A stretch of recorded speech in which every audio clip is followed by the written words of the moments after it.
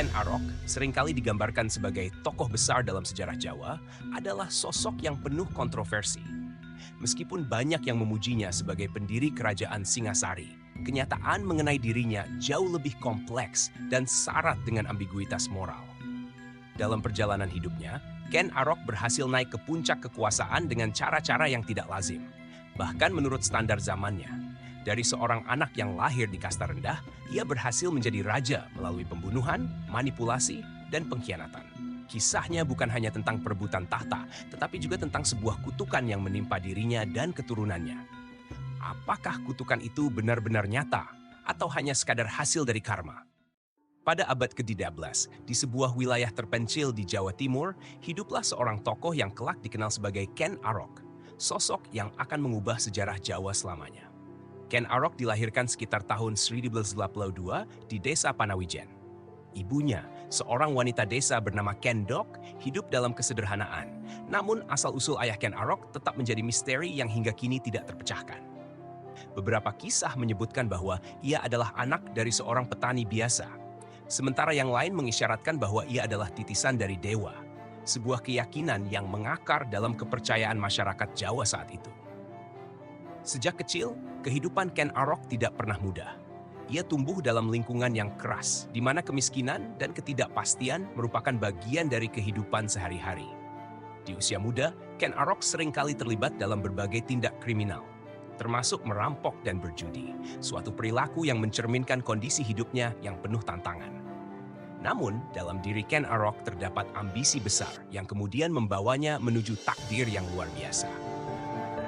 Pada masa itu, Kerajaan Kediri merupakan kekuatan utama di Jawa Timur, dipimpin oleh Raja Kertajaya.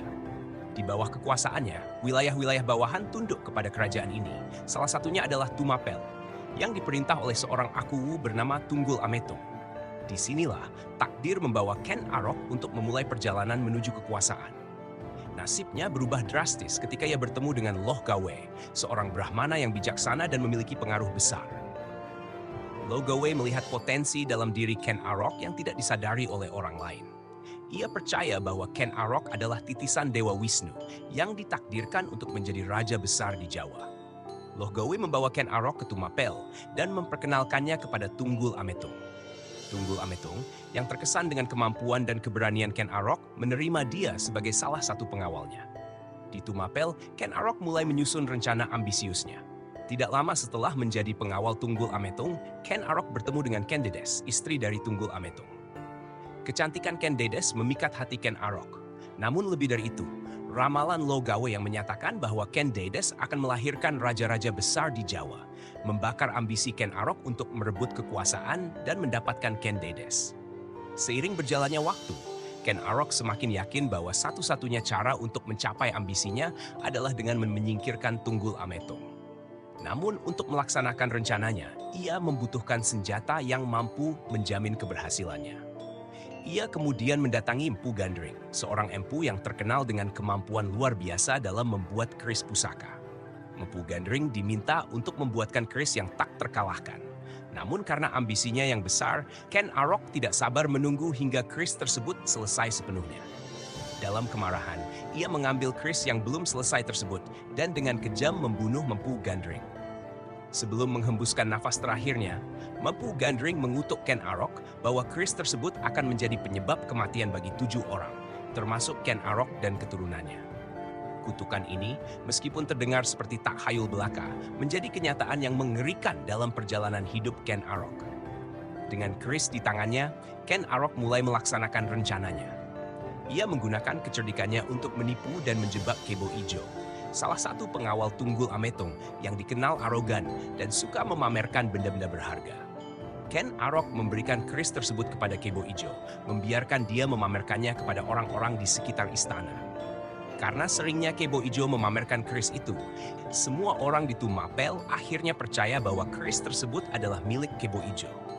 Pada malam yang telah ditentukan, Ken Arok menyusup ke kamar tidur Tunggul Ametung dan dengan cepat menusukkan keris Empu Gandring ke dada Tunggul Ametung yang sedang tertidur. Kematian Tunggul Ametung segera menyebar di seluruh Tumapel, dan Kebo Ijo yang dianggap pemilik keris tersebut segera ditangkap dan dihukum mati tanpa proses yang panjang.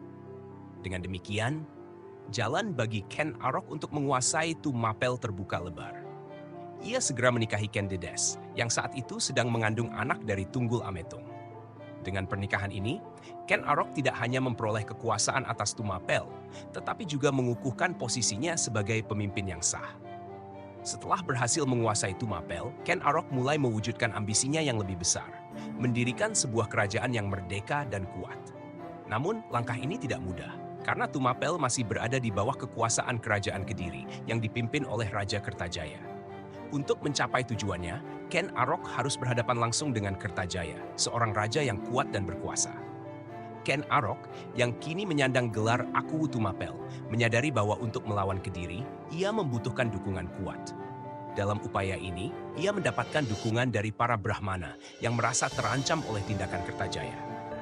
Raja Kertajaya dikenal sering melecehkan ajaran Hindu dan merendahkan kaum Brahmana, sehingga mereka mencari perlindungan di Tumapel. Dengan dukungan mereka, Ken Arok mendapatkan legitimasi untuk melawan Kediri, menggunakan alasan bahwa ia berjuang untuk menyelamatkan agama. Konflik antara Tumapel dan Kediri akhirnya mencapai puncaknya dalam pertempuran Ganter, yang terjadi sekitar tahun 1221 atau 1222 Masehi. Pertempuran ini merupakan salah satu pertempuran terbesar di Jawa pada masa itu. Ken Arok memimpin pasukannya dengan strategi yang cerdik dan taktik yang terencana.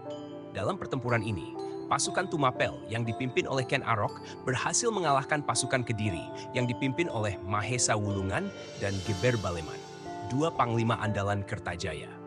Kedua panglima tersebut tewas dalam pertempuran yang menyebabkan pasukan Kediri menjadi kocar-kacir. Kertajaya yang terkejut dengan kekalahan tersebut melarikan diri ke sebuah candi untuk menyelamatkan diri. Namun, beberapa sumber menyatakan bahwa ia akhirnya tewas dalam pertempuran tersebut. Kemenangan ini mengukuhkan posisi Ken Arok sebagai penguasa yang tidak tergoyahkan di Jawa Timur. Setelah mengalahkan Kediri, Ken Arok mendirikan kerajaan Singasari dan menobatkan dirinya sebagai raja pertama dengan gelar Sri Rajasa Bathara Sang Amurwabumi. Pada masa pemerintahannya, Singasari mulai berkembang sebagai kerajaan yang kuat dan berpengaruh. Ken Arok berusaha membangun fondasi yang kuat bagi kerajaannya, yang diharapkan dapat bertahan lama dan membawa kejayaan bagi keturunannya. Namun, kutukan Empu Gandring mulai menunjukkan kekuatannya. Anusapati, putra Ken Dedes dari Tunggul Ametung, mengetahui kebenaran di balik kematian ayah kandungnya. Rasa dendam yang membara mendorong Anusapati untuk merencanakan balas dendam terhadap Ken Arok. Ia menunggu dengan sabar saat yang tepat untuk melaksanakan rencananya. Pada tahun 1227, Anusapati memutuskan untuk menggunakan keris Empu Gandring yang sama, keris yang telah merenggut nyawa ayahnya, untuk mengakhiri hidup Ken Arok.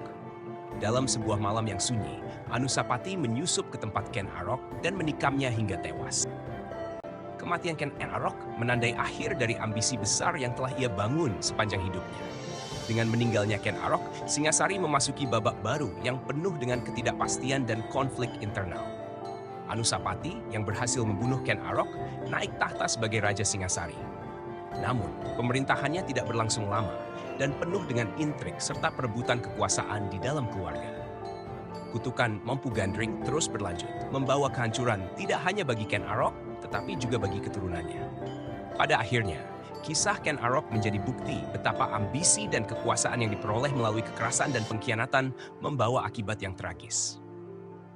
Seperti yang telah diramalkan, keris Empu Gandring menjadi simbol kutukan yang mengakhiri hidup banyak penguasa Singasari, termasuk Anusapati yang kemudian dibunuh oleh Tohjaya, putra Ken Arok dari selirnya. Dengan kematian Anusapati, dinasti yang didirikan oleh Ken Arok mulai runtuh, membawa Singasari ke dalam masa yang penuh dengan perpecahan dan kekacauan yang tak terelakkan.